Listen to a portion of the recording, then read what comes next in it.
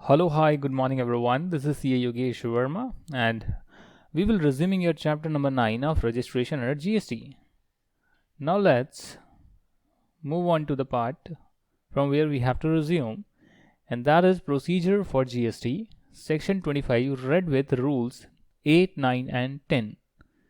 So ये हमें जो है पढ़ना है GST में रजिस्ट्रेशन का प्रोसीजर क्या होता है। सेक्शन नंबर 25 में ये चीज़ लिखी हुई है और इसके 3 रूल्स भी हैं 8, 9 एंड 10। अब यहाँ पर अगर आप देखेंगे procedure so let down will not apply to, ये वाला जो प्रोसीजर हम पढ़ेंगे वो इन जगहों पर अप्लाई नहीं होगा। ये कौन सी जगहें हैं? Non resident taxable person, a person required to deduct tax under section 51 और collect tax under section 52 which will be studied in CA final. TDS under GST and TCS under GST will be studied in CA final. Okay? And the third point is a person supplying OIDAR services, that is online information data access retrieval services. बाहर का data online website पर होता है, by कर download कर सकते हो, PDF files download कर सकते हो। तो ये जो सर्विस होती है, ये कहने को तो वो अपनी टेरिटरी से प्रोवाइड कर रहे हैं, पर इंडिया में प्रोवाइड कर रहे हैं ऑनलाइन मीडियम के through. That is provided from a place outside India to a non taxable online recipient refer to in section 14 of IGST act. Even अगर आप देखेंगे तो फेसबुक पर एडवर्टीजमेंट करना, ई बुक को सेल करना, ऑनलाइन मूवीज़ वगैरह को डाउनलोड करना, ये सब ऑर्डर सर्विसेज में आता है। तो जो इंसान नॉन टैक्सेबल टेरिटरी में ऑपरेट कर रहा है, इसी इंसान को रजिस्ट्रेशन लेना होता है। वो कैसे लेना होता है उसे अभी छोड़ दीजिए, उसका एक अलग प्रोसीजर होगा। इन तीनों को छोड़कर जो है बाकी सभी के लिए ये जो नीचे प्रोसीजर गिवन है, प्रोसीजर फॉर रजिस्ट्रेशन, ये अप्लाई होता है। दूसरी एक और इंपॉर्टेंट बात बताई गई है before we begin the procedure of registration under GST, और उसमें बताते हैं कि application for registration by special economic zone, application for registration by special economic zone proviso to rule number 8 sub rule 1 of the GST rules, CGST rules, यानी कि ये जो normal हमने रूल 8 पढ़ा है, इस रूल 8 का एक प्रोवाइजो है, यानी कि एक्सेप्शन है। और वो एक्सेप्शन ये कहती है a person having unit in a special economic zone और who is a special economic zone developer will make a separate application for registration as a distinct, add करिए person, from his place of business located outside SEZ in the same state or union territory. What does this mean? I already told you about what SEZ is, what special economic zone is. उसके बारे में थोड़ी सी और बातें भी हम यहाँ पर जानकारी लेते हैं। जैसे मान लेते हैं कि यहाँ पर एक SEZ बना हुआ है और ये एक स्टेट है, तो किसी की जो है यूनिट यहाँ पर हो सकती है। कोई SEZ में ओपन कर सकता है स्पेशल इकोनॉमिक जोन में अपनी यूनिट, ताकि वो वहाँ से एक्सपोर्ट कर सके और उसे बहुत सारे एक्सपोर्ट के बेनिफिट्स मिल जाए। या डेवलपर ऑफ SEZ हो सकता है जो कि SEZ के एरिया को डेवलप कर रहा है, कंस्ट्रक्ट कर रहा है। ये दोनों ही लोग जो हैं, इनके ऑफिस इस यूनिट के बाहर भी हो सकते हैं, यूनिट के अंदर भी हो सकते हैं, मतलब एरिया के अंदर भी हो सकते हैं, इस एरिया के बाहर भी हो सकते हैं। तो बाहर वाले एरिया के लिए सेम स्टेट में ये अलग रजिस्ट्रेशन लेंगे और SEZ जो बन रखा है उसके लिए एक सेपरेट रजिस्ट्रेशन लेंगे और दोनों जो है डिस्टिंक्ट पर्सन माने जाएंगे। अब बात करते हैं procedure for registration part 1 and part 2। Part 1 and part 2 से कंफ्यूज नहीं होना है, बस लाइन में चल रहा है और कुछ भी नहीं है। Every person liable to get registration and person seeking voluntary registration shall before applying for registration declare his permanent account number, mobile number, email address, state और यूनियन टेरिटरी, दिल्ली है या कौन सी स्टेट है, महाराष्ट्र है या कोई और स्टेट है, in part A of form GST REG 01 on GST common portal। क्या समझे आप इससे? GST का जो रजिस्ट्रेशन फॉर्म है जिसका नाम है GST REG 01, जो शायद मैंने आपको होमवर्क भी दिया था कि आप जो है गूगल से डाउनलोड करिए और देखिए इस फॉर्म में पार्ट ए और पार्ट बी में क्या लिखा हुआ है। अगर आपने ऐसा करा है तो बहुत अच्छी बात है, और नहीं करा है तो इसको दोबारा से ट्राई करिएगा, आज ज़रूर ट्राई करिएगा। अब जब आपने ओपन करा गूगल में फॉर्म GST REG 01, तो उसके पार्ट 1 में कुछ इन्फॉर्मेशन जाती है जिसमें सबसे इंपॉर्टेंट इन्फॉर्मेशन है पैन नंबर।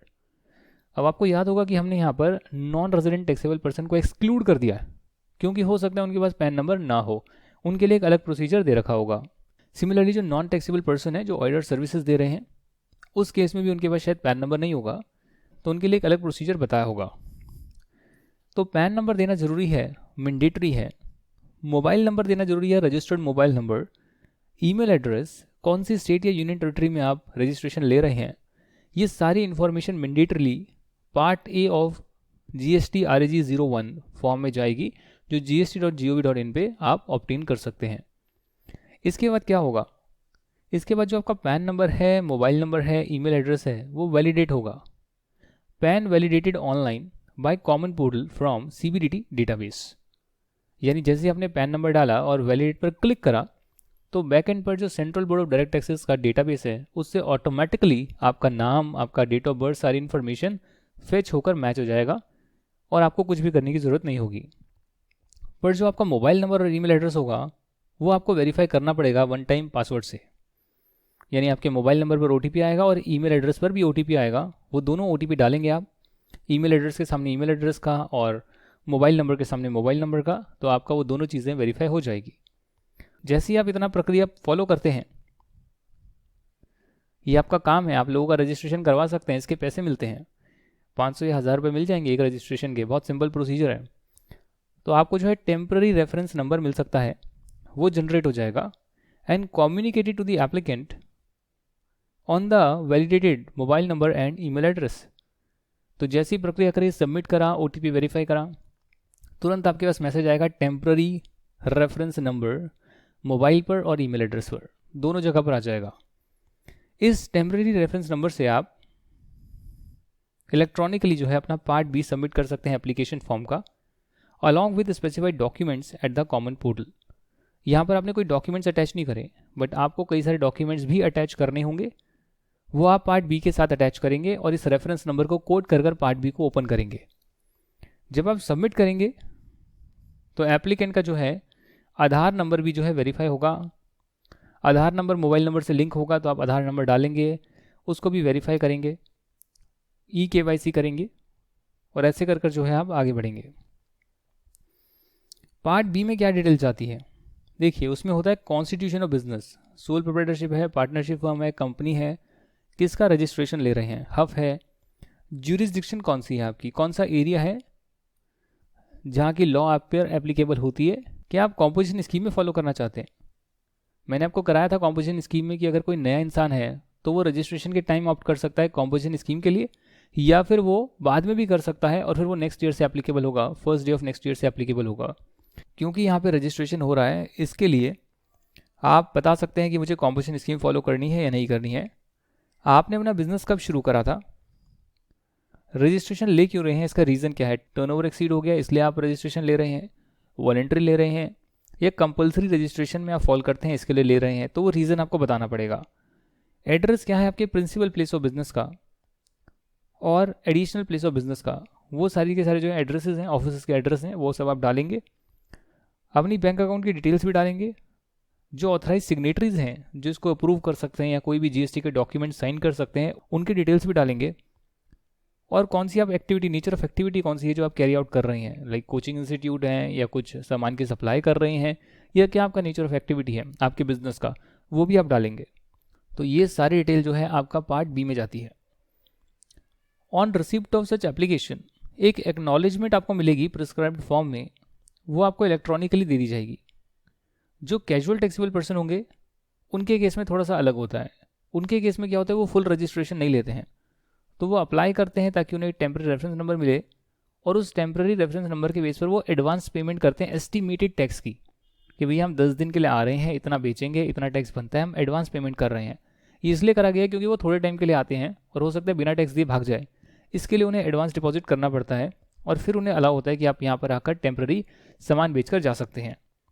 और वो भी उन्हें इलेक्ट्रॉनिक कैश लेजर में जमा करवाना होता है, और बाद में जैसे ही आप अपना लाइबिलिटी वगैरह टोटल कैलकुलेट करते हैं, इतना सेल्स करा, उसके बाद जो है आपको रिफंड बनेगा तो रिफंड मिल जाएगा, नहीं तो फिर आपका एक्स्ट्रा टैक्स बनेगा तो वो भी आपको जमा करवाना पड़ेगा। पेमेंट जो आपने करी है उसकी आपको एक्नॉलेजमेंट मिल जाएगी, और ज़्यादा कुछ भी नहीं है। जैसे ही आपने एप्लीकेशन यहाँ तक भर दी है, अब जो है ये प्रॉपर ऑफिसर को जाएगी। प्रॉपर ऑफिसर कौन होता है, मैंने आपको बताया GST में कई सारी अथॉरिटीज़ होती हैं, डिपेंडिंग ऑन कि आपके बिजनेस का कितना बड़ा बिजनेस है, छोटा बिजनेस है जो रजिस्टर कर रहा है, वो उस लेवल वाले ऑफिसर को जाएगी जो आपके लिए प्रॉपर ऑफिसर कहलाएगा। The procedure after receipt of application by proper officer is depicted in part 2। तो पार्ट 1 पार्ट 2 वैसे कुछ नहीं होता, बस नीचे दे रखा है इसलिए पार्ट 2 दे रखा है। बाकी पार्ट ए और पार्ट बी होता है GST REG 01 में। तो पार्ट ए में क्या जाएगा, पार्ट बी में क्या जाएगा, वो आपको पता होना चाहिए। प्रॉपर ऑफिसर जो है वो एप्लीकेशन को एग्जामिन करेगा और उसके साथ जुड़े हुए डॉक्यूमेंट्स को भी चेक करेगा। अगर सब कुछ ऑर्डर में मिलता है, सब कुछ सही है, तो 3 दिन की डेडलाइन दे रखी है कि 3 वर्किंग डे में जो है आपको GST REG 06 फॉर्म में रजिस्ट्रेशन ग्रांट हो जाएगा, GST का नंबर भी मिल जाएगा। रजिस्ट्रेशन सर्टिफिकेट कैसा होता है, उसका फॉर्मेट बनाया हुआ है REG 06। तो GST REG 06 में आपको अपना रजिस्ट्रेशन मिल जाएगा 3 दिन के भीतर, if everything is found in order. अगर मान लेते हैं उसको कोई दिक्कत मिल गई है, तो प्रॉपर ऑफिसर जो है इशू करेगा इलेक्ट्रॉनिकली 3 दिन के विदिन, क्योंकि 3 दिन का टाइम दे रखा है कि या तो आप अप्रूव कर दो या फिर आप एटलीस्ट कम्युनिकेट कर दो क्या कमी रह गई है, और क्लैरिफिकेशन मांगी जाएगी आपसे या और डॉक्यूमेंट्स या इन्फॉर्मेशन मांगी जाएगी बिफोर ग्रांटिंग द रजिस्ट्रेशन। जहाँ पर आधार ऑथेंटिकेशन होना था और नहीं हो पाया, व्यक्ति ने नहीं करवाया, उस केस में 21 दिन का टाइमलाइन दे रखा है कि 21 डेज में या तो प्रॉपर ऑफिसर आपको बोलेगा कि भैया मैं आपका फिजिकल वेरिफिकेशन करता हूँ साइट का, उसके बाद आपको रजिस्ट्रेशन ग्रांट करता हूँ, कोई आपसे डॉक्यूमेंट मांगता हूँ आपकी प्रीमाइस का और सीनियर से अप्रूवल लेकर उसके बेसिस पर आपको ग्रांट करता हूँ, या फिर 21 दिन के भीतर मैं कुछ करता ही नहीं हूँ। तो तीनों में से कोई ना कोई चीज़ होगी। अगर प्रॉपर ऑफिसर कुछ करता ही नहीं है तो उस केस में ऑटोमेटिक रजिस्ट्रेशन ग्रांट हो जाता है, ये हम आगे पढ़ने वाले हैं। अदरवाइज ये टाइमलाइन दे रखा है और उस टाइमलाइन के विदिन प्रॉपर ऑफिसर को एक्ट करना होता है। तो या तो प्रॉपर ऑफिसर जो है सेटिस्फाई हो जाएगा, यस कर लीजिएगा, और सेटिस्फाई होने के बाद अगर आपने टाइम पर एप्लीकेशन भेज दी यस, तो उस केस में 2 चीज़ें होगी। या तो प्रॉपर ऑफिसर सेटिस्फाई हो जाएगा आपकी एक्सप्लेनेशन से, क्लैरिफिकेशन से, वो आपको रजिस्ट्रेशन ग्रांट कर देगा 7 दिन के भीतर। 7 दिन के भीतर आपसे कमेंट मांगा गया है और 7 दिन के भीतर उसके बाद जैसे आप रिवर्ट करते हैं आपको रजिस्ट्रेशन ग्रांट होएगा, अगर सारी चीज़ें ठीक है। अन्यथा आपकी एप्लीकेशन रिजेक्ट भी करी जा सकती है और रीज़न को राइटिंग में रिकॉर्ड भी करा जा सकता है कि इस वजह से हम आपका रजिस्ट्रेशन नहीं मान रहे हैं। अच्छा, क्लैरिफिकेशन कहाँ पर आ सकती है? देखिए, कुछ मॉडिफिकेशन है, करेक्शन करना है, कुछ पर्टिकुलर सही से आपने दिए नहीं है, pan, state, mobile number, email address के अलावा डेफिनेटली ये तो आपका ऑनलाइन वेरीफाई हो ही चुका है CBDT के डेटाबेस से। स्टेट आपने चूज़ करा ही है जिस स्टेट में अप्लाई कर रहे हैं, मोबाइल नंबर, ईमेल एड्रेस का भी वेरिफिकेशन हुआ है। तो इसके अलावा कोई और डिटेल में कोई दिक्कत है, उस केस में जो है आपसे मांगी जा सकती है डिटेल, और डिटेल के पश्चात आपका रजिस्ट्रेशन ग्रांट हो सकता है, और अगर इन्फॉर्मेशन सही नहीं लगी तो रजिस्ट्रेशन ग्रांट नहीं भी होगा। अब डीम्ड अप्रूवल ऑफ एप्लीकेशन की बात करते हैं कि जहाँ जहाँ पर टाइमलाइन दे रखा है कि इतने दिन में ये काम हो जाएगा और प्रॉपर ऑफिसर उसमें कुछ एक्ट करता ही नहीं है, तो या तो वो एक्ट करेगा पॉजिटिवली या नेगेटिवली। मैं कह रहा हूँ कि वो एक्ट करता ही नहीं है। जैसे कि मान लेते हैं 3 दिन 3 वर्किंग डेज में जो है आपको रजिस्ट्रेशन ग्रांट होना चाहिए था, अगर सारी चीज़ें ठीक है, प्रॉपर ऑफिसर ने ये बताया नहीं कि सब कुछ ठीक है नहीं है, तो ऑटोमेटिकली 3 दिन में आपको, जहाँ पर आपका आधार ऑथेंटिकेशन होता है उस केस में 3 दिन के अंदर आपका रजिस्ट्रेशन मान लिया जाएगा कि वो ग्रांट हो गया है, इट विल बी एज्यूम्ड। और जहाँ आधार ऑथेंटिकेशन नहीं होता वहाँ 21 दिन का टाइम है, 21 दिन में मान लिया जाएगा कि आपका रजिस्ट्रेशन हो गया if principal officer, if proper officer doesn't act. और आप जो है क्लैरिफिकेशन देते हैं तो 7 दिन में क्लैरिफिकेशन का टाइम दिया गया है, और रिसिप्ट होने के 7 दिन में फिर प्रॉपर ऑफिसर को एक्ट करना होता है। And if it doesn't act, positive या नेगेटिव एक्ट ही नहीं करता है, तो उस केस में मान लिया जाएगा कि आपको रजिस्ट्रेशन ग्रांट हो गया है। ये क्यों करा गया है? क्योंकि हो सकता है कई बार बहुत ज़्यादा एप्लीकेशंस आए और उसमें सारी चीज़ें प्रोसेस ना हो पाए, इसलिए जो भी अप्लाई कर रहे हैं उनको राहत देने के लिए ऐसा प्रोविजन लाया गया है कि ऑटोमेटिकली आपकी एप्लीकेशन को अप्रूव कर देंगे। Proper officer can issue a show cause notice as well within the period specified above for each case. मतलब जहाँ जहाँ पर भी वो रिजेक्शन कर रहा है वहाँ पर एक शो कॉज नोटिस दे सकता है कि बताइए हम आपका रजिस्ट्रेशन कैंसिल क्यों ना करें। अब बात करते हैं physical verification of business premises की। तो एक तो है अगर आपने आधार ऑथेंटिकेशन नहीं करा है तो उसमें 21 दिन के भीतर जो है आपका जो है principal place of business verify होगा। बट दूसरे केसेस में भी अगर प्रॉपर ऑफिसर को लगता है कि मुझे एक बार वेरीफाई कर लेना चाहिए कि उस जगह से सच में बिजनेस हो रहा है या नहीं हो रहा, कहीं फ्रॉड तो नहीं है, तो फिर भी वो जो है फिजिकल वेरिफिकेशन कर सकता है। जहाँ पर proper officer is satisfied that physical verification is required after grant of registration, registration grant कर दिया है उसके बाद लगता है कि एक बार चेक भी कराता हूँ कि एक्चुअली में यहाँ पर बिजनेस होता है या नहीं होता है, तो वो कर सकता है। और डेफिनेटली जहाँ पर आधार वेरिफिकेशन किया ही नहीं है वहाँ तो उसको फिजिकल वेरिफिकेशन करना ही पड़ेगा। तो उस केस में क्या होगा, उस केस में जो है वेरिफिकेशन होगा, वहाँ पर फ़ोटो खींची जाएगी, वेरिफिकेशन की रिपोर्ट बनेगी और सभी डॉक्यूमेंट्स फोटोग्राफ्स अपलोड करी जाएंगे प्रिस्क्राइब्ड फॉर्म में जीएसटी कॉमन पोर्टल पे। और इसका टाइमलाइन है 15 दिन ऑफ सच वेरिफिकेशन। तो कोई भी चीज़ करने की एक प्रक्रिया बनाई हुई है, आप गए आपने वेरीफाई करा, तो वेरीफाई करने के बाद 15 दिन में अपलोड भी हो जाना चाहिए। एक टाइमलाइन है, चीज़ों का करने का एक तरीका है। तो ये सारा क्योंकि ऑनलाइन होता है इसके लिए विद इन टाइमलाइन सारी चीज़ें होती है, प्रैक्टिकली भी होती है। अब जब सारी चीज़ें हो गई तो रूल 10 के हिसाब से आपको जो है जीएसटी का सर्टिफिकेट इशू करा जाएगा फॉर्म जीएसटी आरजी 06 में, जिसमें आपका प्रिंसिपल प्लेस ऑफ बिजनेस होगा, एडिशनल प्लेस ऑफ बिजनेस लिखा जाएगा। ये रजिस्ट्रेशन सर्टिफिकेट नहीं है, ये सिर्फ उसका एक छोटा सा हिस्सा है। जो जीएसटी सर्टिफिकेट में लिखा होगा वो है आपका goods and service tax identification number, जिसमें पहले दो में तो स्टेट कोड होते हैं, जैसे न्यू दिल्ली का एनडी हो गया, महाराष्ट्र का एमएच हो गया, फिर आपका पैन नंबर होता है, एंटिटी कोड कुछ दिया जाता है और एक कोई भी जो है करेक्टर लगा दिया जाता है। इससे क्या होता है कि एक यूनिक नंबर क्रिएट हो जाता है, यूनिक नंबर क्रिएट हो जाता है, सबका ही एक यूनिक नंबर क्रिएट हो जाता है क्योंकि पैन सबका यूनिक है। फिर उसमें स्टेट एंटिटी कोड और एक करेक्टर जो है ऑटोमेटिक सिस्टम देता है वो लग जाता है, तो एक यूनिक नंबर जो है क्रिएट हो जाता है। इस रजिस्ट्रेशन सर्टिफिकेट को आप डिस्प्ले करेंगे और goods and service tax identification number को अपने नेम बोर्ड पर डिस्प्ले करेंगे। जैसे कि ये लिखा हुआ है ना, messrs ABCN company GSTAIN number, और कंपनी होती है तो वो कंपनी का इनकॉर्पोरेशन नंबर भी वहाँ पर डाल के रखती है। ये है रूल 18 में बात लिखी हुई है। Every registered person shall display his registration certificate in a prominent location at his principal place of business and at every additional place of business.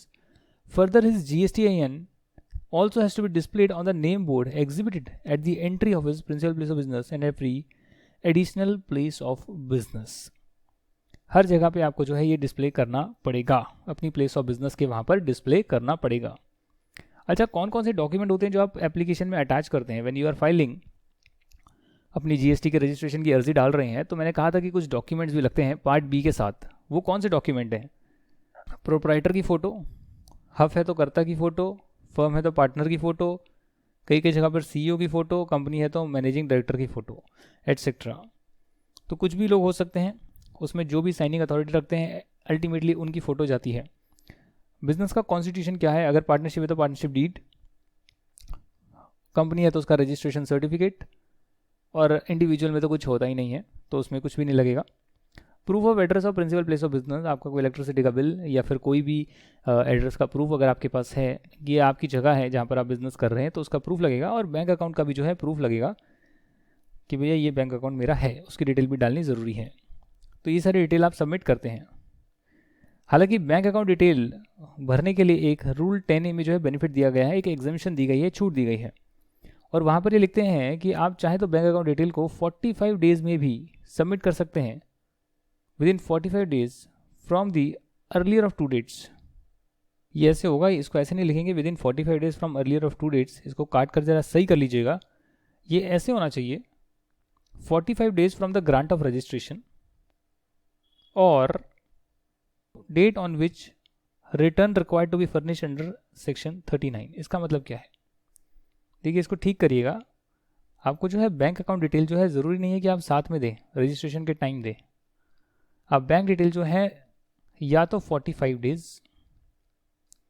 Of registration दे सकते हैं, जो भी रजिस्ट्रेशन की डेट है वो क्या होती है हम अभी जानने वाले हैं, या फिर जो भी आपको सेक्शन 39 में अपनी रिटर्न भरनी है जीएसटी की, सेक्शन 39 में आपको रिटर्न भरनी है अपनी जीएसटी की, उसकी अगर ड्यू डेट आ गई है तो उससे पहले आपको बैंक डिटेल सबमिट करनी जरूरी होगी, विच एवर इज अर्लियर। इसका प्रैक्टिकल एग्जाम्पल करेंगे, पर पहले समझ लेते हैं कि रजिस्ट्रेशन डेट इफेक्टिव कौन सी होती है। देखिए, आप जैसे ही एलिजिबल हुए जीएसटी में रजिस्ट्रेशन कराने के लिए तो आपको 30 डेज़ का टाइमलाइन मिलता है कि 30 डेज़ में आप जो है एप्लीकेशन डाल सकते हैं। तो अगर आपने एप्लीकेशन 30 डेज़ में डाल दी विद इन 30 डेज़, तो उसके कई फ़ायदे आपको मिलते हैं। जैसे उन 30 डेज़ में जो भी आपने सामान खरीदा उस पर आप इनपुट टैक्स क्रेडिट ले पाएंगे, जो भी आपने सप्लाई करी है और जो भी खरीदा है, तो सप्लाई करिए उस पर जीएसटी बनेगा, माइनस कर पाएंगे जो आपने सामान खरीदा है उस पर जो जीएसटी ऑलरेडी पे कर चुके हैं। क्योंकि आपका जो डेट ऑफ रजिस्ट्रेशन है वो माना जाएगा जिस दिन से आप लायबल हुए जीएसटी में रजिस्टर करवाने के लिए। मतलब कि मैं 10 अप्रैल को मेरा टर्नओवर एक्सीड हो गया, तो जैसे ही मेरा टर्नओवर एक्सीड हुआ इसके 30 डेज़ मैंने काउंट करे, और 30 डेज़ जो है मेरा शायद 9 मई 2022 को बन रहा है। तो अगर मैंने 9 मई 2022 तक अपना रजिस्ट्रेशन फाइल कर दिया कि भैया लो रजिस्ट्रेशन की अर्जी मैं फाइल कर रहा हूँ, तो उस केस में 3 दिन में जो है मेरे को रजिस्ट्रेशन मिल जाएगा, सारी डिटेल सही हुई तो। क्योंकि मैंने 30 डेज़ में फाइल कर दिया था अपना registration on becoming eligible to register, तो उस केस में जो है 10 अप्रैल 2022 जो है मेरा इफेक्टिव डेट ऑफ रजिस्ट्रेशन मानी जाएगी। और अगर मैंने 9 मई के बाद मतलब 30 डेज़ होने के बाद जीएसटी में रजिस्ट्रेशन के लिए अप्लाई करा, तो जिस दिन मुझे जीएसटी का रजिस्ट्रेशन ग्रांट होगा उस दिन मेरी इफेक्टिव डेट ऑफ रजिस्ट्रेशन मानी जाएगी। ऐसा क्यों है? क्योंकि अगर आप 30 डेज़ में अप्लाई करते हैं तो उस केस में आपको कई फ़ायदे मिलते हैं। अगर आप यहीं से रजिस्टर माने जाएंगे कि मैं हो चुका हूं, तो आप जो है इस पीरियड का इनपुट टैक्स क्रेडिट भी ले सकते हैं और बेनिफिट भी ले सकते हैं। पर अगर माना जाएगा कि आप बाद से रजिस्टर हुए हैं तो भी जब आपका टर्नओवर क्रॉस हो गया उस पर टैक्स तो देना होगा, पर इनपुट टैक्स क्रेडिट का बेनिफिट नहीं मिलेगा जो उस पीरियड में आपने सामान खरीदा और उस पर जीएसटी पे करा, और अन्य बेनिफिट आपको नहीं मिलेंगे।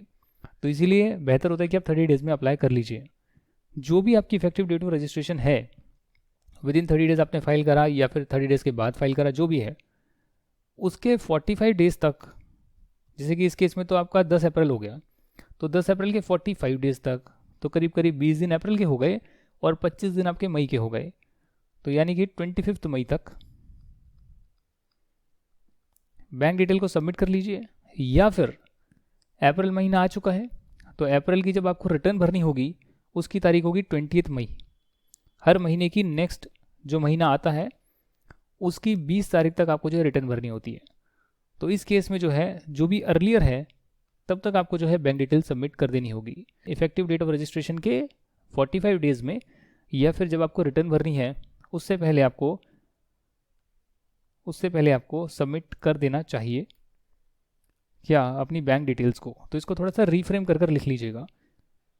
विद इन 45 डेज़ को काट दीजिएगा, फ्रॉम अर्लियर ऑफ 2 डेज़ उसमें लिखिएगा within 45 days of grant of registration और date on which return is required to be filed under section 39। यहाँ तक की बात सबको क्लियर है क्या? मुझे बताइए यहाँ तक की बात सबको क्लियर है तो हम आगे पढ़ना शुरू करते हैं। आज मैं आपको 9th पेज तक कराई दूंगा ताकि जो बाकी का बैलेंस है वो हम नेक्स्ट क्लास में डिस्कस कर सकते हैं। फिर आज हमने आपका 1 2 3 4 5 पेज तो आपके कर ही लेंगे और नेक्स्ट क्लास में भी 5 पेज कर लेंगे, तो आपका जो है पूरा कोर्स कंप्लीट हो जाएगा, ये वाला चैप्टर आपका पूरा हो जाएगा। Special provisions relating to casual taxable person and non resident taxable person, इसके लिए सेक्शन नंबर 25-27 बने हुए हैं और साथ में हम जीएसटी के रूल्स भी पढ़ते हैं जो कि सीजीएसटी के रूल्स हैं और सेक्शन नंबर भी सीजीएसटी एक्ट के ही सेक्शन नंबर हैं। रूल नंबर है 13 एंड 15। तो कैजुअल टैक्सेबल पर्सन जो है वो एक ऐसा इंसान होता है जो ओकेजनली अंडरटेक करता है transaction involving supply of goods or service or both in the course or furtherance of his business, whether as a principal agent or in any other capacity in a state or union territory where he has no fixed place of business।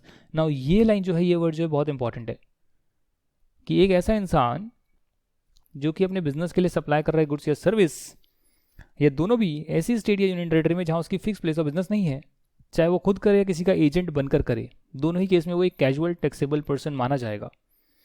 अब क्योंकि उसकी fix place of business नहीं है, इसके लिए उसको registration पूरा नहीं लेना होगा बट टेम्पररी रजिस्ट्रेशन लेना होगा, एडवांस टैक्स देना पड़ेगा थोड़ा सा जीएसटी का, और फिर जो भी उसने सेल करी उसका फाइनल रिटर्न भरकर वो वहाँ से निकल सकता है। दूसरी कैटेगरी है नॉन रेजिडेंट टैक्सेबल पर्सन, छोटे में लिखा हुआ है NRTP, means any person who occasionally undertakes transactions involving supply of goods or service whether as a principal or agent or in any other capacity but has no fixed place of business or residence in India। मतलब इस व्यक्ति का तो India में ही कोई fix place of business या residence है ही नहीं, ना घर है ना बिजनेस के लिए कोई प्लेस है। उस केस में ये इंसान कभी कभी, परमानेंटली नहीं, कभी कभी कुछ सर्विस या गुड्स की सप्लाई करना चाहता है एज अ प्रिंसिपल और एज एन एजेंट। इस केस में इन्हें थोड़े से बेनिफिट दिए गए हैं। इस केस में जो है ये पहली बात तो कॉम्पोजिशन लेवी के लिए कभी भी जो है बेनिफिट नहीं उठा सकते हैं। साथ में जो कैजुअल टैक्सेबल पर्सन और नॉन रेजिडेंट टैक्सेबल पर्सन होंगे उन्हें रजिस्ट्रेशन 5 दिन पहले लेना होगा अपने बिजनेस को शुरू करने से भी। बिजनेस शुरू ही नहीं हुआ, आप 5 दिन पहले ही रजिस्ट्रेशन के लिए अर्जी डालेंगे अपना बिजनेस करने से पहले, तो उन्हें एक टेम्प्रेरी रेफरेंस नंबर मिल जाएगा जिसके बेस पर एडवांस डिपॉजिट कर देंगे टैक्स की, और रजिस्ट्रेशन जो है उन्हें ग्रांट हो जाएगा only after applicant has paid the estimated amount of GST in advance, जो उनके इलेक्ट्रॉनिक कैश लेजर में शो होगा। जीएसटी पोर्टल पर लॉगिन करेंगे, इलेक्ट्रॉनिक कैश लेजर होता है, इलेक्ट्रॉनिक क्रेडिट लेजर होता है और इलेक्ट्रॉनिक लाइबिलिटी लेजर होता है। तो जो पैसा जमा कराया जाता है वो कैश लेजर में रिफ्लेक्ट होता है, जैसे बैंक की पासबुक होती है, बैंक में जमा कराते हो, पासबुक में क्रेडिट की एंट्री आती है। सिमिलरली यहाँ पर भी इलेक्ट्रॉनिक कैश लेजर में पैसा आता है तो उनको जो है वो शो हो जाएगा। एनआरटीपी जो है नॉन रेजिडेंट टैक्सेबल पर्सन है वो इलेक्ट्रॉनिकली सबमिट कर सकते हैं अपनी एप्लीकेशन, और सेल्फ अटेस्टेड कॉपी अपनी पासपोर्ट की जो है सबमिट कर सकते हैं क्योंकि वो इंडिया में नहीं रहते हैं। सर्टिफिकेट जो है वैलिड होगा 90 डेज़ के लिए मैक्सिमम, हावेवर प्रॉपर ऑफिसर चाहे तो इसको 90 डेज से एक्सटेंड कर सकता है, तो टोटल 180 डेज़ के पीरियड के लिए आपका रजिस्ट्रेशन वैलिड हो सकता है।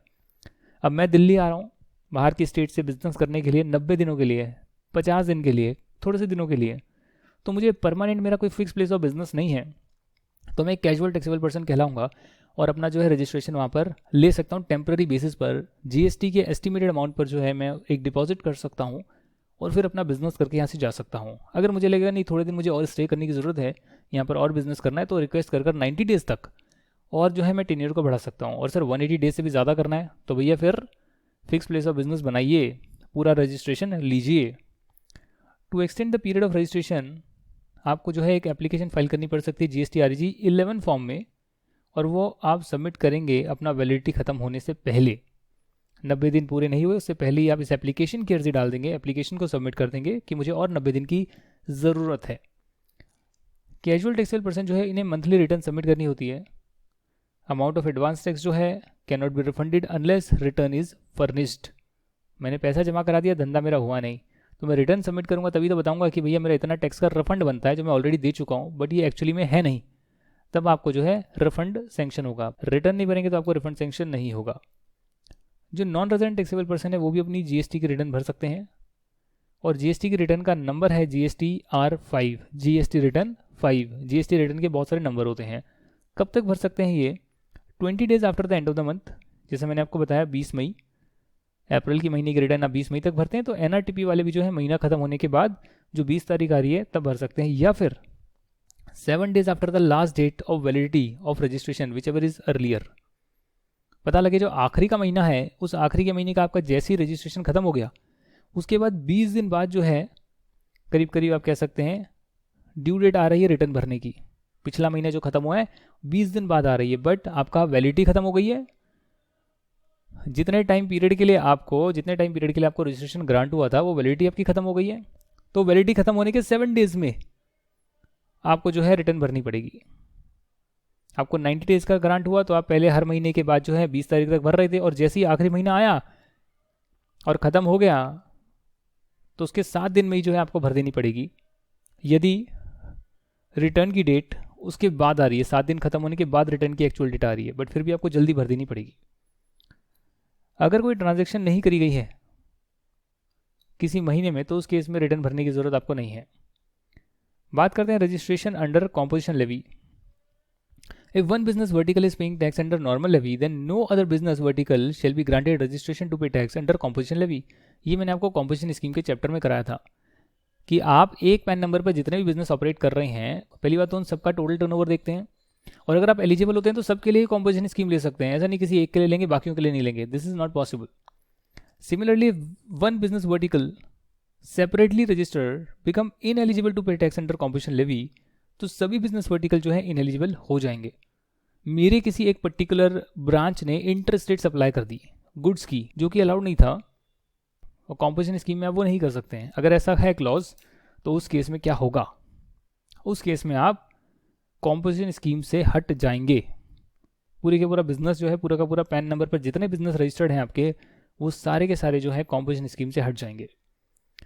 अब जो अमेंडमेंट है रजिस्ट्रेशन सर्टिफिकेट में, आपको रजिस्ट्रेशन ग्रांट हो गया, उसमें कोई बदलाव करवाने हैं, उसकी क्या प्रक्रिया होती है, या फिर अगर आपका रजिस्ट्रेशन सस्पेंड करा जा रहा है थोड़े टाइम के लिए, या फिर कैंसिल ही करना है और उसके लिए आप रिक्वेस्ट करते हैं कि कैंसिल ना करो, तो उसकी क्या प्रक्रिया है? कैंसिलेशन होगा तो क्या होगा रजिस्ट्रेशन, और कैंसिल नहीं होगा सिर्फ सस्पेंड होगा तो क्या होगा? वो सारी बातें जो है यहाँ पर दे रखी है, जिसे हम नेक्स्ट क्लास में जानेंगे और आपका रजिस्ट्रेशन का चैप्टर कंप्लीट करेंगे। देखिए चैप्टर बहुत बड़ा है, डिटेल में सारी बातें आपके साथ मैं डिस्कस कर रहा हूँ।